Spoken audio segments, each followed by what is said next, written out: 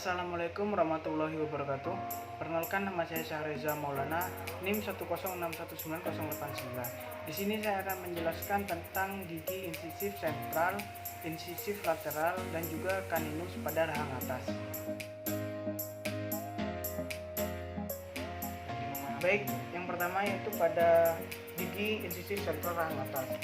Gigi incisif sentral ini merupakan gigi anterior paling besar di antara lainnya, yaitu pada tampak labialnya, yaitu memiliki bentuk outline crown trapezoidal, dan cervical edge-nya yaitu tegak lurus, dan pada cervical lainnya itu merujuk pada apex, dan pada aspek mesialnya yaitu hampir 90 derajat, dan pada aspek distalnya yaitu hampir membulat.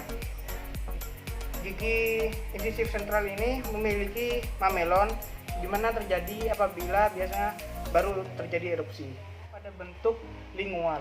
Pada bentuk lingual ini crownnya berbentuk trapezoidal juga, di mana memiliki fossa lingual yang di sepertiga insisalnya yaitu dangkal membentuk huruf W, dan memiliki struktur konveks di mana cembung membentuk singulum. Pada aspek mesialnya juga hampir membentuk 90 derajat, dan juga pada distalnya hampir membulat. Baik, selanjutnya yaitu pada aspek mesialnya. Aspek mesial di sini membentuk triangular shape, di mana di bagian labiomesialnya juga membentuk cembung dan memiliki cervical line-nya yaitu melengkung ke arah insisal, dan pada insisalnya yaitu tajam tetapi juga membentuknya agak membulat.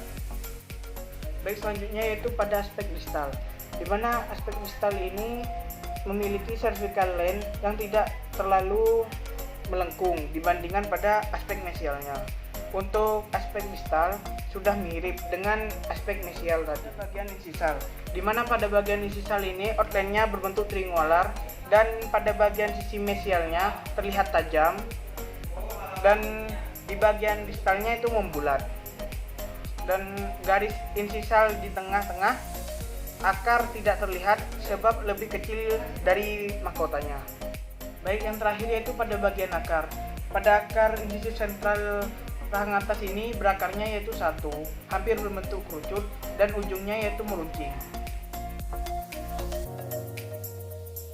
Kita lanjut pada gigi incisif lateral rahang atas, di mana pada bagian labialnya yaitu ukuran mahkota mesiodistalnya lebih kecil daripada incisif sentral yang pertama tadi, dan bagian mesial lebih tajam daripada distalnya, namun keduanya cenderung membulat dibandingkan gigi incisif sentral yang pertama, dan pada cervical line-nya menuju kepada akar tapi tidak semelengkung pada seperti incisif sentral. Akar pada incisif lateral ini yaitu memiliki akar satu, berbentuk hampir kerucut dan membulat di bagian apikal. Dan selanjutnya itu pada aspek palatal, di mana aspek palatal ini bagian mesialnya lebih tajam daripada dibandingkan distalnya, di mana juga terdapat fossa atau cekungan fossa palatal yang berbentuk V. Pada bagian ini lebih tajam dan singulum lebih menonjol dibandingkan incisif sentral rahang atas sebelumnya. Pada bagian aspek mesial, di mana menyerupai incisif sentral rahang atas, namun pada lateral ini lebih kecil dibandingkan incisif sentral rahang atas, dan pada cervical line-nya lebih mendalam atau melengkung dibanding aspek mesial incisif sentral pada rahang atas, dan dari aspek labiolingualnya yaitu lebih lebar dibandingkan mesiodistal.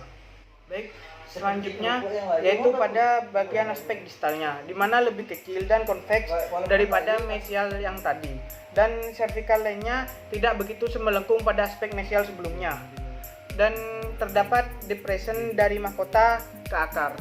Yang terakhir yaitu pada bagian insisal, yaitu bentuknya hampir oval dan tidak seperti triangular seperti incisif sentral rahang atas sebelumnya, dan insisal ridge-nya yaitu tebal, memiliki permukaan labial yang lebih lebar dari permukaan palatalnya, dan garis insisalnya mengikuti lengkung gigi, jadi bagian distalnya dari garis insisal lebih ke arah palatal.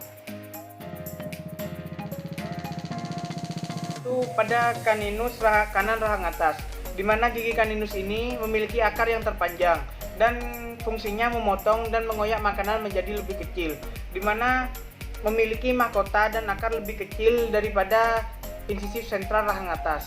Dan bagian serviknya pada tampak labial ini cembung dengan kecembungan ke arah akar. Baik, selanjutnya itu pada bagian palatal, di mana pada bagian palatal ini permukaan dan akar palatinal lebih kecil daripada permukaan labialnya dan mempunyai singulum yang besar dan garis servikal hampir lurus dan juga pendek. Sedangkan singulum marginal mesial dan distal meruncing di ujung kaps, dan permukaan mesial dan distal tampak dari aspek palatinalnya. Selanjutnya itu pada bagian aspek mesial. Aspek mesial pada gigi caninus ini merupakan bagian terlebar dari mesial ini terletak pada singulum, yaitu menonjol, dan garis servikalnya yaitu sedikit lebih melengkung menuju arah insisalnya, dan servikal lainnya melengkung ke arah insisal kurang lebih 2,5 mm, dan permukaan labialnya cembung dan permukaan palatal terlihat singulum.